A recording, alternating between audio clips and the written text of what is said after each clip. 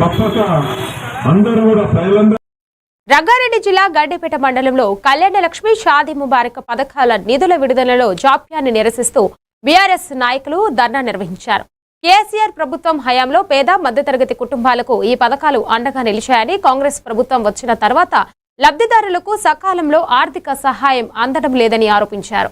Pending లో ఉన్న నిధులను వెంటనే విడుదల చేయాలని డిమాండ్ చేశారు. అనంతరం నియోజకవర్గ ఇన్ఛార్జ్ పటోళ్ల కార్తిక్ రెడ్డి ఆధ్వర్యంలో తహసీల్దార్కు వినతి పత్రం అందజేశారు.